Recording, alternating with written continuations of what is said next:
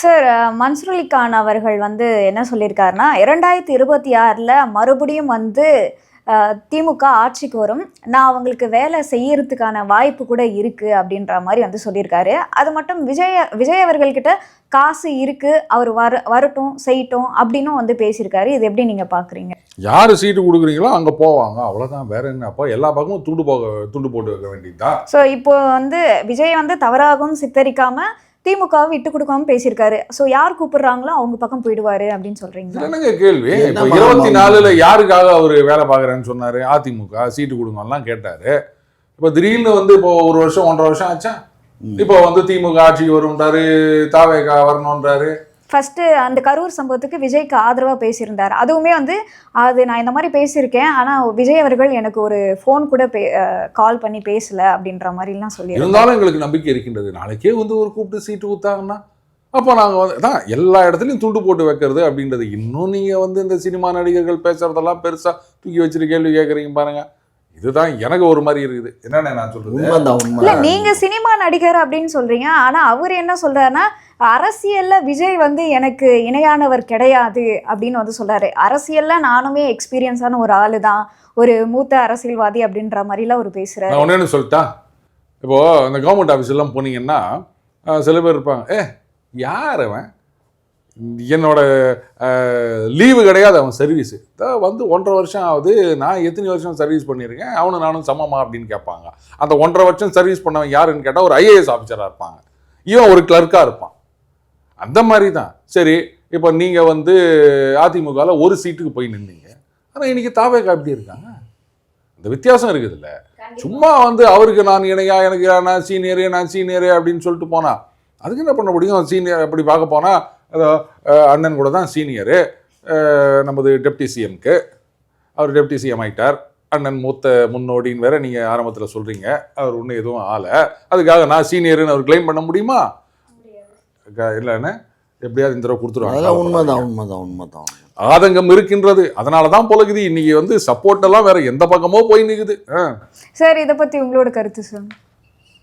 சொல்ல போறோம். நான் தான் சொல்றேனே, அவர் வந்து பெரியகுளம் அப்போ இப்போ வந்து தேனி தொகுதி ஆயிடுச்சு. அப்போ வந்து பெரியகுளம் தொகுதி 99 நான் கட்சி வச்சுருந்த காலத்தில் எங்கள் கட்சியிலையும் அவங்க கட்சியும் கூட்டணி, அதாவது அவர் வந்து இவரோட சேர்ந்து பண்ணார், விடுதலை சிறுத்தைகளோடு சேர்ந்து தேர்தலில் நின்றார். நாங்கள் வந்து தனிப்பட்ட இண்டிவிஜுவலாக நின்றோம். அப்படி அந்த இதில் தான் வந்து டிடிவி தினகரன் வந்து MP ஆனார் அந்த எலெக்ஷனில். ஸோ அதில் அன்றைக்கி 96 லட்சம் வாங்கியிருந்தார். நான் வாங்கின ஓட்டு அதையும் 91,000 நான் வாங்கினதையும் சேர்த்துருந்தா அன்றைக்கி அவர் தான் ஜெயிக்கிறாரு, டிடிவி தோற்றுருப்பார். நீங்கள் உடனே வாங்கினீங்க? நாங்கள் 60,000 ஓட்டு வாங்கினோம். சூப்பர். ஸோ அன்றைக்கி வந்து பண்ண வேலை வந்து சில இந்த கிச்சன் கேபினட்டுன்னு ஒன்று இருந்துச்சு மூப்பனார்கிட்ட. அந்த கிச்சன் கேபினட் பண்ண தப்புனால அன்றைக்கு மன்சூர் அலி கான் ஒரு நாடாளுமன்ற உறுப்பினர் ஆகிறது போச்சு. அல்லது எங்கள் கட்சியில் நாங்கள் நாடாளுமன்ற உறுப்பினர் ஆகிறது கெட்டு போச்சு. கடைசியில் அட்ரஸ் இல்லாத டிடிவி தினகரன் வந்து தொலைஞ்சார். என்ன பண்ண சொல்கிறார்? இன்றைக்கி அவர் என்னடான்னா இன்றைக்கி அரசியலில் வித்தகர் மாதிரி பேசுகிறாரு. காலம் என்ன பண்ண முடியும்? அதனால் மன்சூர் அலி கான் பேசுகிறதுல நியாயம் இருக்குது. பட்டு சீனியர் தான் அவன் அரசியலில் இல்லைன்னு சொல்ல இயலாது. ஆனால் இப்போ அந்த சீனியாரிட்டியை வச்சு எல்லாம் இதாகாது, சரியா? வேலையாகாது. காசு இருக்கணும், தொண்டை இருக்கணும். காசு இருந்தால் தொண்டை வந்துடுவான். பணம் தான் முக்கியம். இப்போ விஜய்கிட்ட பணம் இல்லைன்னு வச்சுக்கோ, ஒரு நாய் கூட அந்த பக்கம் எட்டி பார்க்காது. வில்ல நடிகர்களுக்குலாம் எப்படின்னா காசு இருக்கும்? என்ன நீங்கள் பேசுகிறீங்க? அவரே பாவம் வில்லனா நடிச்சு அவர் ரொம்ப வருஷத்துக்கு முன்னாடி நடிச்சாரு. ஹீரோ கொடுக்குற மாதிரி வில்லன் கொடுப்பீங்களா நீங்கள்? அதுக்கு ஏன் சார் அவர்கிட்ட காசு இருக்கணும்னு நான் சொன்னேன். அதனால காசு இருந்தா தானே நீங்க ஆள் வருவாங்கன்னு சொல்றீங்க. அது உண்மைதான். இப்ப அவர் கூட யார் இருக்கா? அவர் நிழல் தான் இருக்கு, வேற யார் இருக்கா? நிழல் கூட இருட்டுல வர மாட்டேதான். அது இருட்டா வந்தாக்கா அதுவும் கூட வராது, வெளிச்சத்துல வந்தா தான் நிழல் வரும். அது ஏன் தெரியுமா? நமக்கு தைரியம் இருக்கும், ஆனா நிழலுக்கு வந்து இருட்ட பார்த்தா பயம். அதனால தான் வருதில்லை. சார், இப்போ காங்கிரஸ் வந்து விஜய் அவர்கள் பக்கம் போகிற மாதிரி ஒரு பிம்பத்தை கிரியேட் பண்ணி திமுகவை பயம்புறுத்துறதா வந்து சொல்கிறாங்களேமே, அது உண்மையா? அதாவது அவங்க வந்து திமுக விட்டு இந்த பக்கம் போக மாட்டாங்க, ராகுல் அதுக்கு ஒத்துக்க மாட்டார், அது எனக்கு நல்லாவே தெரியும். அதனால் ஒரு சீன் போடுறது, யாரும் வந்து என்ன போகிற இடத்துலலாம் அடி வாங்கி நிற்கிறீங்க, 61 குத்தா 6 ஜெயிக்கிறீங்க, இவங்க வேறு கேட்டுக்கிறாங்களா, பாதி வேணுன்றாங்க, 70 வேணுன்றாங்க. என்னென்னவோ சொல்லி நிற்கிறாங்கல்ல. கொடுப்பாங்க. அதனால நாளைக்கு யாரும் வந்து உங்க லட்சணம் தான் தெரியுது, ஊருக்குள்ளா தோத்து நிற்கிறீங்க, இங்க வந்து உங்களுக்கு சீட்டு கொடுக்கணுமா அப்படின்னு கேட்டுறக்கூடாதுல்ல. அதுக்காக வேண்டி அங்க போயிருவோம் அப்படின்னு பூச்சாண்டி காமிக்கிறது. இது திமுகவுக்கு நல்லாவே தெரியும். தலைகீழ நின்றாலும் அவங்க அந்த பக்கம் போக மாட்டாங்க, ராகுல் ஒத்துக்க மாட்டாரு அப்படின்னு.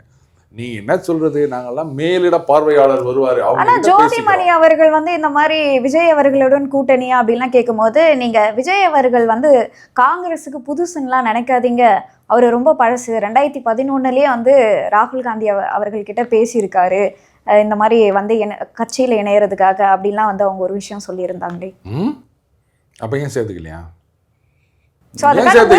நடந்துட்டு இருந்து சரி, ஏன் சேர்த்துக்கலையா? 14 வருஷத்துக்கு முன்னாடியே பேசிட்டார் அப்படின்னா இதெல்லாம் ஒரு பேச்சா? இப்ப ஒரு வருஷத்துக்கு முன்னாடி அண்ணன் கமலஹாசன் அவர் கூட தான் ஒரு யூடியூப்ல வீடியோ போட்டாங்க, 1.5 மணி நேரத்துக்கு பார்க்க முடியல நம்மளால அந்த மாதிரி. அப்போ அவரும் வந்து புதியவர் அல்ல பழையவர்னு சொல்லாம அவங்க அப்பா காங்கிரஸ்காரு, கமலஹாசனோட அப்பா. இதெல்லாம் ஒரு பேச்சா? என்ன ஒண்ணு 26 திமுக மறுபடியும் ஜெயிச்சு ஆட்சிக்கு வந்துட்டாங்கன்னு வச்சுக்கோங்களேன். நிச்சயமா சொல்றேன், 29 ஜோதிமணி அவர்களுக்கு சீட்டு கிடையாது காங்கிரஸ்ல, கரூர் தொகுதியில். அது அவங்களுக்கு நல்லா தெரியும். அத்தொட்டு தான் அவங்க வந்து ரைட்டு நாங்கள் இப்படி போயிடுறோம் அப்படின்ட்டு, சரி எனக்கு இல்லாதது யாருக்கும் வேண்டாம் அப்படின்னு நினைச்சாங்களோ என்னவோ தெரியல, அந்த பக்கம் போயிடலாம் கொடுக்குற மாதிரி இல்லை. அது அழுது போய் டெல்லியில் உட்காந்து சீன் வாங்கிட்டு வந்துச்சு. இல்லைன்னா லாஸ்ட் டைம் கொடுத்துருக்க மாட்டோம் டிஎம்கேல. அதனால தான் பயம், வேற என்ன. சரி அப்போ நம்மளுக்கு எப்படியும் கிடைக்க போறது இல்லை, யாருக்குமே இனிமேல் கிடைக்க வேணாம் அப்படின்ட்டு நாங்கள் அந்த பக்கம் போயிடுறோம். இப்போ சீமான் அவர்களுடைய கடலம்மா மாநாடு நீங்க எப்படி சார் பாக்குறீங்க? 21ஆம் தேதி நடத்த போறதா வீடியோக்கள்லாம் வெளியிட்டு இருந்தாரு. இல்ல, கடலம்மா அப்படின்னா அந்த கடல் தாய் கொடுப்பதுல மீன் மட்டும் இல்ல ஆமைகளும் இருக்கின்றது. ஏன் வச்சிருக்கிறீங்க? இப்ப வந்து அந்த ஆமைகளை காப்பதற்காக ஏதோ ஒரு முயற்சி கூட எடுத்திருக்காங்க தமிழக அரசாங்கத்தில். ஏன்னா அந்த ஆமை முட்டைகள் அதுலேருந்து அந்த குஞ்சு போது ஏதோ பாதிக்கப்படுது, இந்த சுருக்கு இரட்டை மடி வலை அதெல்லாம் இது பண்ணணும் அப்படின்ட்டு ஏதோ ஒரு ஸ்டெப் எடுத்திருக்காங்க. சரி ரைட்டு, மரம் அப்படின்னாரு, நம்ம ஏற்கனவே பேசணும் ஞாபகம் இருக்கான்னு, கடல் ஓகே, மரம் ஓகே, நிலம் ஓகே, நாளைக்கு நெருப்புன்ட்டிங்கன்னா அதை எங்கே போய் தேடுறது?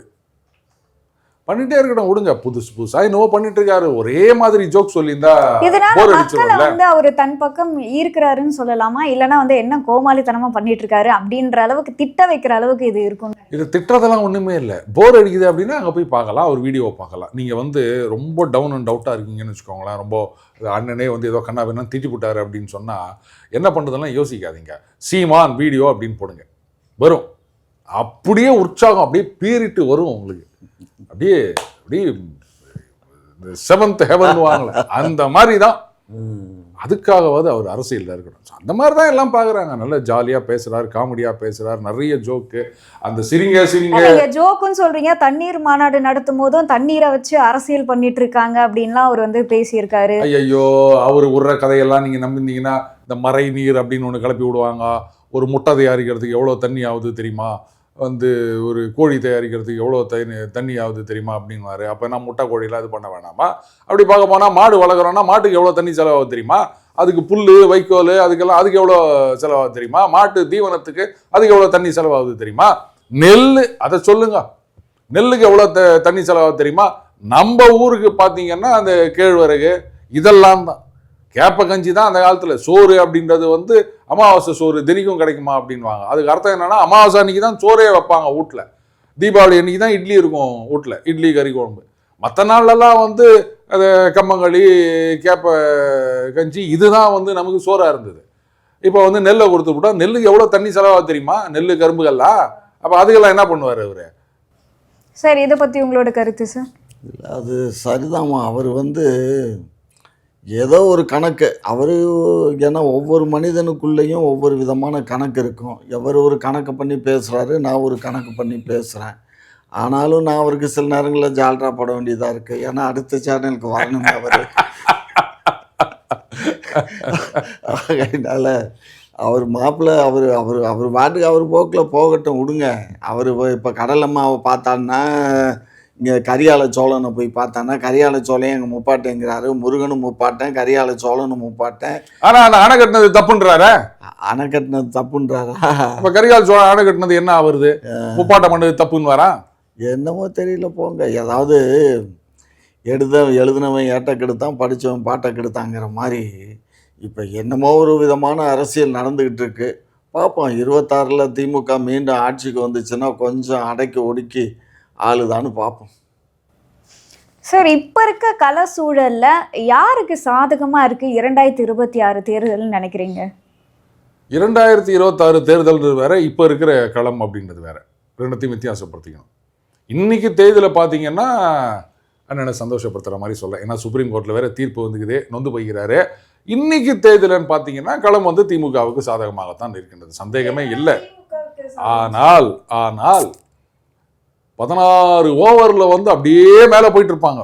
இவங்க தான் ஜெயிக்க போகிறாங்க அப்படின்னு நினைக்கும் போது கடைசி 4 ஓவர் 2 ஓவரில் டக்குன்னு ஒரு 4 விக்கெட்டு எடுத்தாங்க அப்படின்னு வச்சுக்கோங்களேன்.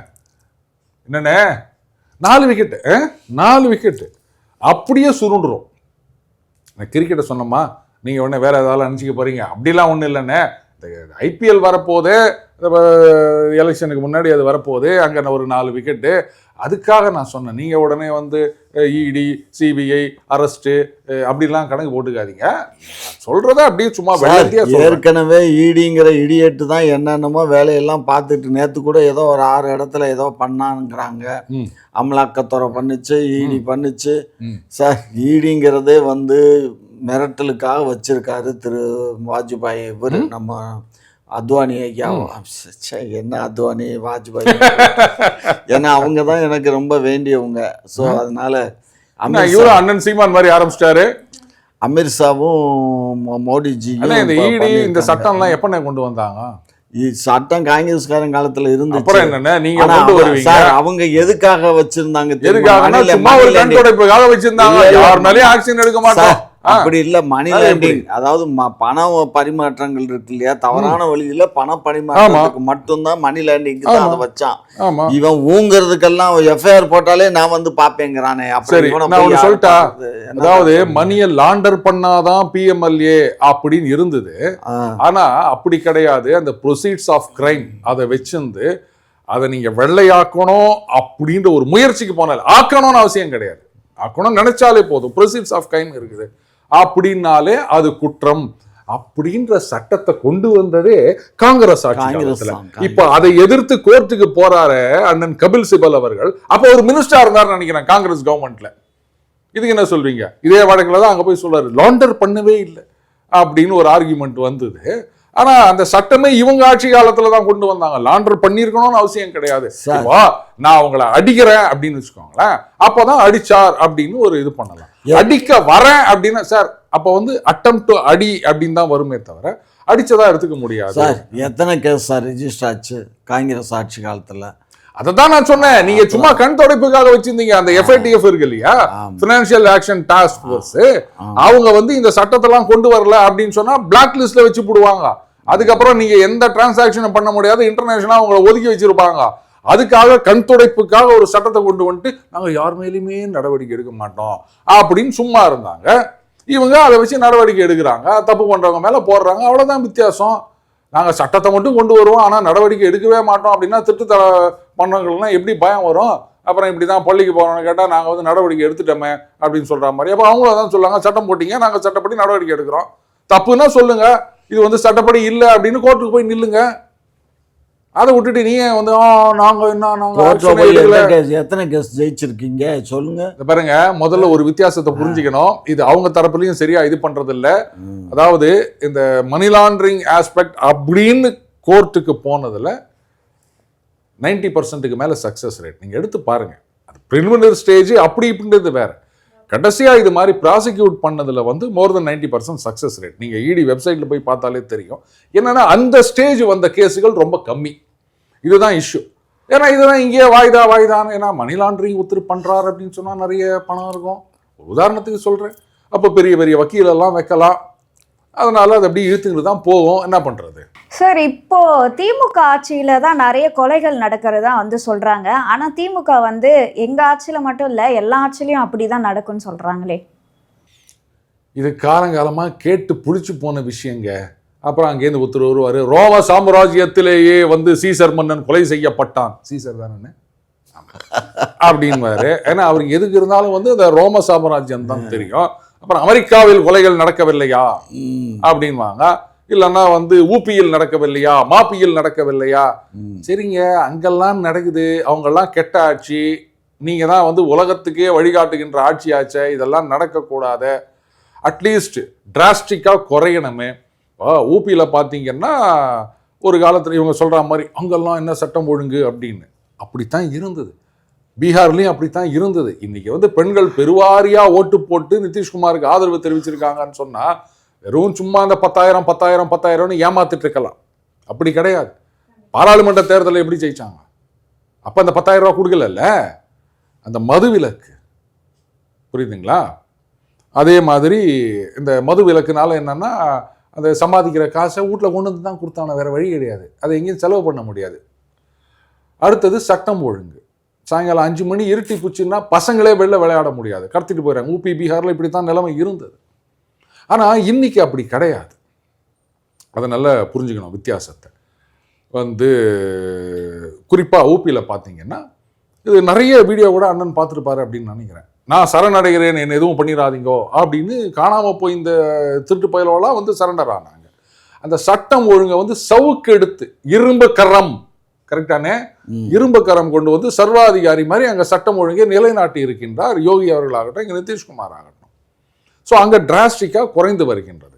அப்போது சரி ரைட்டு விடுங்க, அவங்கெல்லாம் தான் நீங்கள் வந்து சொல்லிட்டு இருக்கிறீங்களா அங்கே நடக்கலையா இங்கே நடக்கலையா அப்படின்னு. அங்கே நடக்கிறதுனாலேயே இங்கே நடக்கிறத நீங்கள் ஜஸ்டிஃபை பண்ண முடியுமா? இப்போ நான் ஒன்று கேட்குறேன், இந்த கிராஜுவேட் என்ரோல்மெண்ட் ரேஷியோ பாருங்க, இந்தியாவிலேயே நாங்கள் தான் முதலில் இருக்கின்றோம், அதே மாதிரி இந்த உற்பத்தியில் முதல்ல இருக்கோம் அப்படி இப்படின்லாம் சொல்கிறோம்ல. அப்போ எல்லாத்துலேயும் நாம் முதல்ல இருக்கணும்ல. அப்போ அந்த குற்றம் அப்படின்னும் போது அதை கட்டுப்படுத்துவதிலும் நாம் முதல்ல இருக்கணும். ஆனால் அதில் மட்டும் அவங்க இல்லையா இவங்க இல்லையா இப்படி சொல்லிட்டு இருந்தா இதெல்லாம் சரிப்பட்டு வருமா? அவங்க அப்படி இருக்காங்கன்றதுக்காக தானே அவங்களுக்கு ஓட்டு போட்டு உட்கார வச்சோம். எப்படி இருக்குன்னா, ஒரு வாட்ச்மேனை நம்ம போடுறோம் வயலுக்கு, வந்து என்னப்பா மாடு வந்து வயலை மேய்ச்சிட்டு போச்சுன்னா இதுக்கு முன்னாடி இருந்தவன் அவன் வாட்ச்மேனா போடும்போது எத்தனை மாடு வந்து தின்ட்டு போச்சு. அண்ணன் வீட்டு வயல்ல பாரு எத்தனை மாடு தின்ட்டு போகுது, இவன் வீட்டு வயல்ல பாரு எத்தனை மாடு, அமெரிக்க வயல்ல எத்தனை மாடு தின்ட்டு போகுது. ஒரு கேள்வி வச்சிருக்காங்களே, நாங்க என்ன ஒவ்வொருத்தரைய பார்க்க முடியும், ஒவ்வொருத்தருக்கு பாதுகாப்பு கொடுக்க முடியும் அப்படின்னு. அப்ப சட்டம் ஒழுங்குனா என்ன நினைச்சிட்டு இருக்கீங்க? ஒவ்வொருத்தருக்கும் ஒவ்வொரு போலீஸ்கார் போடுறது அப்படின்றதுக்கு வேறு சட்டம் ஒழுங்கு கிடையாது. திருட்டு பயிலவோ பயந்துன்னு இருக்கணும், நல்லவங்க தைரியமா நடமாடணும், அதற்கான சூழ்நிலையை உருவாக்க வேண்டும். இதுதாங்க சட்டம் ஒழுங்கு. அப்படி பார்க்க போனால் 8 கோடி மக்கள் தொகைக்கும் 4 கோடி பேருக்கு 4 கோடி பேரை போலீஸ்கார் ஆகிட்டு ஒவ்வொருத்தருக்கு ஒரு போலீஸ்காரனை போட முடியும்? அது கிடையாது. திருட்டு பயிலவோ நடுங்கடும். அதுதான் உண்மையான சட்டம் ஒழுங்கு. இதை பற்றி உங்களோட கருத்து சார்? இல்லை, நாங்கள் வந்து சட்டம் ஒழுங்கு பராமரிக்கிறதுனால தான் இன்னைக்கு தமிழ்நாடாக இருக்குது. இல்லைன்னா அது வந்து இங்கிலீஷ் நாடு, பீகார் மாதிரியும் ஊபி மாதிரியும் மாப்பி மாதிரியும் ஆகிருக்கும். நம்ம வந்து கரெக்டாக சட்டம் ஒழுங்காக பராமரிப்பு பண்ணுறோம், குற்றவாளிகளுக்கு தண்டனை வாங்கி கொடுக்குறோம், குற்றங்கள் நடக்கிறதுக்கு முன்னாடி ப்ரிவென்டிவும் நம்ம சில ஆக்ஷன்லாம் எடுக்கிறோம். அதனுடைய வெளிப்பாடு தான் இன்றைக்கி நம்ம அரசுக்கு இன்றைக்கி இந்திய அளவில் வந்து தமிழ்நாடுன்னா ஒரு தனி மரியாதை இருக்குது. எங்கே இருக்குது? எங்கே இருக்குன்னா நாங்கள் தான் சொல்லுவோம். அப்புறம் நாங்கள் சொல்லாமல் நீங்களா சொல்லுவீங்க? ஏங்க இல்லை இப்போ நீங்கள் நல்லா பேசுகிறீங்க அப்படின்னு நீங்க சொல்லணும், அவங்க சொல்லணும். நானே சொல்லிக்கிறதா நான் நல்லா பேசிக்கிறேன். முதல் எனக்கு நம்பிக்கை வரணும் சார். நான் நல்லாட்சி கொடுக்குறேங்கிறது எனக்கு நம்பிக்கை வரட்டும். ஆனா அதை நீங்களே சொல்லிக் கூடாது. நாங்க சொல்லணும். நாங்க சொல்ல பின்னாடி அடுத்தவங்க சொல்லுவாங்க. சொல்லுவாங்க நல்லாட்சி பிறந்து விட்டு பெருமைய கூட பிறந்தவங்க கிட்ட சொன்னாங்களா அப்படின்வாங்க. அந்த மாதிரி எல்லாம் இருக்குது நீங்க சொல்றது. நீங்க சொல்றது ஓவர் கான்ஃபிடென்ட் அப்படின்ற மாதிரி இருக்கு. ஓவர் கான்ஃபிடென்ட் தான். சரி, மத்தவங்க யாரும் சொல்றது இல்ல, அதனால நாமளே சொல்லிக்கிறோம். வேற என்ன பண்றது? இதுக்கு பேர் தான் நமக்கு நாமேவா? ஆமா ஆமா. பாத்தீங்களா? Very good. உங்களோட நேரத்தை ஒதுக்கி பல்வேறு கேள்விக்கு விளக்கம் அளிச்சிருக்கீங்க, அதற்கு நன்றி. குக்கு செய்தி நேயர்களுக்கு மிக்க நன்றி. கிட்டத்தட்ட 60,000 சப்ஸ்கிரைபர் தாண்டி போயிட்டு இருக்கும். இதே போல தொடர்ந்து உங்களுடைய ஆதரவை அளிக்கவும். அது மட்டும் இல்லாமல் லைக் பண்ணுங்க, ஷேர் பண்ணுங்க, சப்ஸ்கிரைப் பண்ணுங்க.